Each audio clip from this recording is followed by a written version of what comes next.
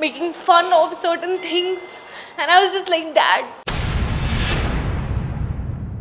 क्या आप लोग अपने मॉम या डैड के साथ ऐसी कॉन्वर्सेशंस नहीं करते हो? I really want to know this, and I think मुझे पूरा हक है अपने पापा से ऐसे बात करने का, क्योंकि मैं किसी से भी ऐसे नहीं बात कर सकती। मेंटल हेल्थ को लेकर बात की, एंजाइटी के बारे में ओपनली कहा, जो लोग नहीं कह पाते हैं। सो क्या वो बोलने के लिए आपने बहुत बारी सोचा, क्या था वो करेज आपके, मतलब what do you have to say to the fans उस बारे में? सबसे पहले तो नेशनल टेलीविजन पे मैंने सब कुछ कर लिया ब्रो। तो इट्स नो डिफरेंट। जब चीज़ें हुई या जब मेरा डायग्नोसिस भी हुआ, जब भी उतार चढ़ाव रहे, whether it was conversations, interviews, I have always been vocal about it, I haven't shied away from it.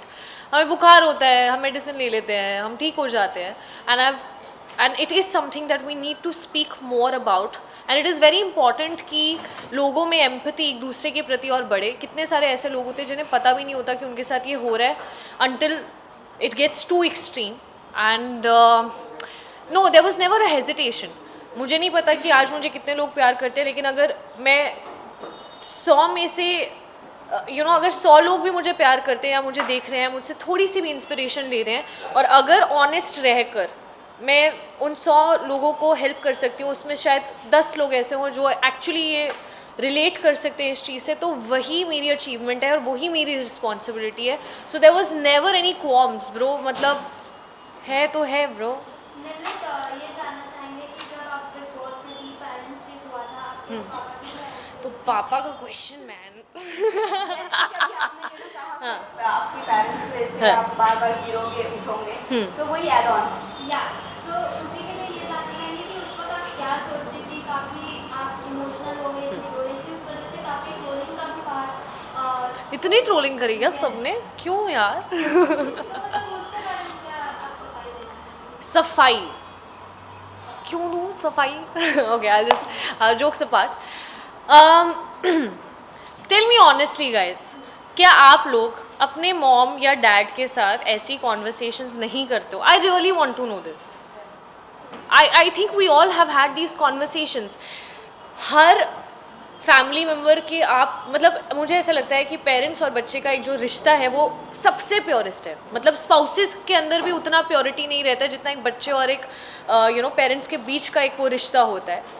मेरे डैड अपने पर्सपेक्टिव से बिल्कुल सही थे, क्योंकि उन्हें पता था कि इतना ही टाइम है और मेरे को 10 पॉइंट्स हैं जो मुझे इसको बताना है, क्योंकि हर पेरेंट को अपने बच्चे में सही पोटेंशियल नज़र आता है। They know their child's true potential and they want the child to flourish, which is right.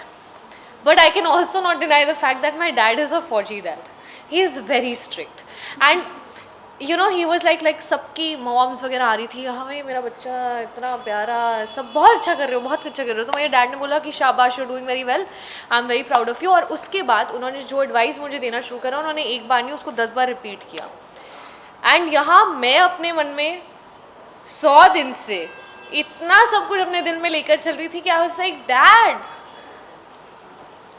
मेरी तो सुनो, मतलब आप ऐसे क्यों कर रहे हो? आप समझ नहीं रहे हो। मतलब मैं आपकी बात समझ रही हूँ, आपने एक बार बोला आई अंडरस्टूड, 2 बार बोला I understood, you don't need to tell me this 10 times. अभी listen to me, I am feeling so exhausted and I am sick and tired of people just questioning my identity, my potential, making fun of certain things, and I was just like, dad listen to me too. And I think मुझे पूरा हक है अपने पापा से ऐसे बात करने का, क्योंकि मैं किसी से भी ऐसे नहीं बात कर सकती सिवाय अपने डैड के या सिवाय मॉम के। एंड वो उनका और मेरा रिश्ता है, उनको पूरा हक है जिस तरह से वो मुझसे बात करना चाहें, क्योंकि that is the purity of that relationship. And ये बोलना कि नेशनल टेलीविजन पे, अरे नेशनल टेलीविजन पे तो मैं ब्रश भी कर रही हूँ ब्रो। आपको चाहिए रियलिटी शो में कि हम रियल रहें, लेकिन जब एक्चुअली रियल इमोशन दिखता है तो उस पर आप जजमेंट पास कर देते हो कि अरे क्यों, Y.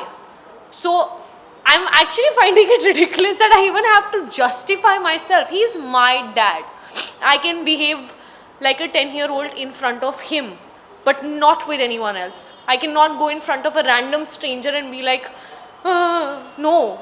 But I can tell my heart to my father and I can expect him to understand. My plight, आप लोग शायद वहाँ 1 घंटा 2 घंटा 2.5 घंटे का एपिसोड देखते होगे, मुझे नहीं पता आप लोगों ने क्या क्या देखा है, पर मैंने वहाँ दिल से शिद्दत से एक एक सेकंड गुजारा है, एक ऐसे सिचुएशन में जो शायद मेरी बेस्ट सिचुएशन नहीं थी, and I am proud of it. So it was just one of those moments. So yeah इसके बाद आपकी लीडरशिप बाहर निकल कर आई है. निम्रत, आपकी लीडरशिप बाहर निकल कर आई है. पहले भी आप कैप्टन थी, लास्ट जैसे कि लास्ट भी आप ही का नाम लिया है. मुझे ये बताइए, लीडरशिप आने के लिए अंदर से कोई तो ऐसी वजह रही होगी जो इतने स्ट्रेस के बाद भी लीडरशिप बाहर निकली है. आई थिंक लीडरशिप क्वालिटी ना मेरे DNA में है. मेरी मॉम जो एक स्कूल की प्रिंसिपल है, मेरे डैड जो एक रिटायर्ड ब्रिगेडियर है, it's actually in my blood and I am very good at micro managing people. मेरे अगर आप पर्सनैलिटी को शायद ऑब्जर्व भी किया होगा, जो सब बोलते थे कि जब कैप्टन बनती है तो एक अलग रूप है ना, सबने बोला है. किसी ने